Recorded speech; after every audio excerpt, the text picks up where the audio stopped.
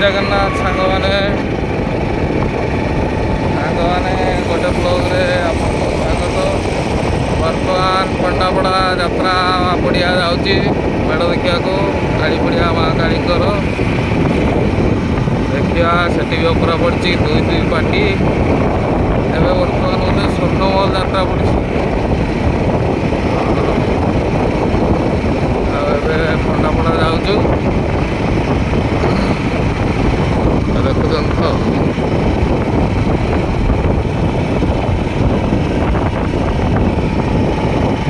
ପଣ୍ଡାପଡ଼ା ଯିବା ଦେଖିବା କେମିତି କ'ଣ ହେଉଛି। ସନ୍ଧ୍ୟାବେଳେ ଟାଇମ୍ ହେବନି, ନହେଲେ ମୁଁ ଯାଇଥାନ୍ତି। ସନ୍ଧ୍ୟାବେଳେ କେଉଁଝରଟା ବି ଯିବା ପାଇଁ ପଡ଼ିବ, ତ ରାତି ଯାଉଛି ବେଳେ ସନ୍ଧ୍ୟାଟା ଯାଇ ହେଉନି। ଆଉ କ'ଣ କରିବା, ଏଇନା ଯିବା ଖାଲି ବୁଲି ଦେଇକି ପଳେଇ ଆସିବା।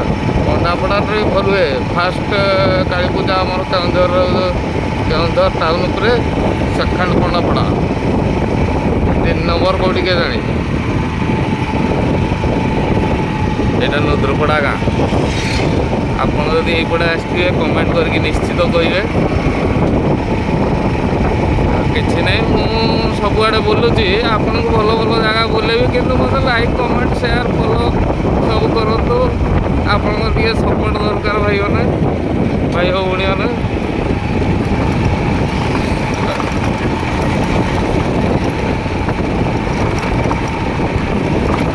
ମୋର ସ୍ୱପ୍ନ ଅଛି 4 ଧାମ 12 ଜ୍ୟୋତିର୍ଲିଙ୍ଗ 51 ଶକ୍ତିପୀଠ କମ୍ପ୍ଲିଟ୍ କରିବା ପାଇଁ। ତ ଆପଣଙ୍କ ସହମତିରେ ସବୁ ହେଇପାରିବ। ଆଉ ଆପଣଙ୍କୁ ବି ବୁଲେଇବି, ମୁଁ ନିଜେ ବି ବୁଲିବି। ଯଦି ମୋ ସହିତ ବୁଲିବା ପାଇଁ ଚାହୁଁଛନ୍ତି ଆପଣ ବି ମୋତେ ଯୋଗାଯୋଗ କରିପାରିବେ। ଏଇ ଦେଖନ୍ତୁ କେମିତି ରାସ୍ତା ତ ପୁରା ଚକାଚକ ହେଇଛି। ଏଇଟା ହେଉଛି କାଳିଆବତା ରାସ୍ତା, ନୁଦ୍ରପଡ଼ାରୁ କାଳିଆବତା ଖରବା। ଆଉ ପୁରା ହରିଆଲି ହରିଆଲି ଅଛି, ଦେଖିପାରୁଥିବେ।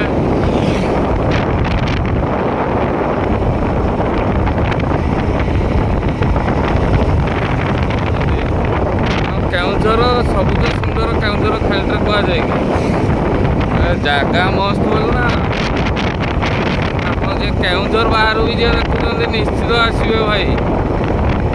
ମୁଁ ଆପଣଙ୍କୁ ସହଯୋଗ କରିବି ବୁଲେଇବାରେ, ନୋ ଟେନସନ୍। ଆସିବା, ରହିବା, ଖାଇବା ପିଇବା ସବୁ ବ୍ୟବସ୍ଥା କରିଦିଆଯିବ ହେଲା। ଖାଲି ମିଶି ଜାଣିକି ମିଶି ଜାଣିବା ଦରକାର।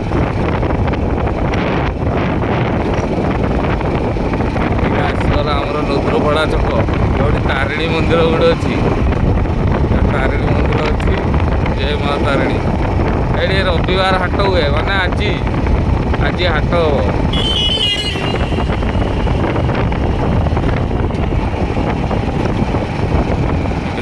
କେଉଁଝରରେ ସବୁ ଶାନ୍ତଶିଷ୍ଟ ଲୋକ।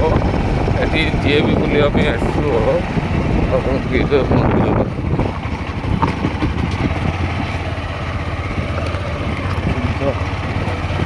ଏଠି ହାଟ ହୁଏ। ଏଇଟା ପଣ୍ଡାପଡ଼ା ରାସ୍ତା। ପଣ୍ଡାପଡ଼ା କ'ଣ, ଏଇଟା ବାହାରିଛି ଆପଣଙ୍କର ଡୁବୁରି ଚଣ୍ଡିଖୋଲ ହେଇକି ଭୁବନେଶ୍ୱର। ଏଇଟା ଟିକେ ସର୍ଟ ପଡ଼େ ଆଉ 20 କିଲୋମିଟର। ଚାଲୁ ଗାଡ଼ି ଦେଖେଇବା ଆପଣଙ୍କୁ ପଣ୍ଡାପଡ଼ାର ନଜାରା। ଏଠି ହାତୀ ବି ବାହାରେ, ହାତୀ ବି ଆସିଥିଲା ଏଇ ଭିତରେ କେବେ। ନାଇଁ, ସନ୍ଧ୍ୟା ଟାଇମ୍ରେ ବି ଦେଖେଇବି, ଆପଣଙ୍କୁ ଦେଖେଇବି, ନୋ ଟେନସନ୍। ମୁଁ ଥିଲା ଯେ ସବୁ ଦେଖିବ ହେଲା, ଏମିତି କିଛି ନାହିଁ। ହଉ ଜୟ ଜଗନ୍ନାଥ ସାଙ୍ଗମାନେ, ମୁଁ ପଣ୍ଡାପଡ଼ା ପହଞ୍ଚିଲେ ଆପଣଙ୍କୁ ଦେଖେଇବି ଆଉ କାଳୀପୂଜା ଆଉ କେମିତି କ'ଣ ହେଉଛି ପଣ୍ଡାପଡ଼ାରେ ଦେଖିବା ଆଉ।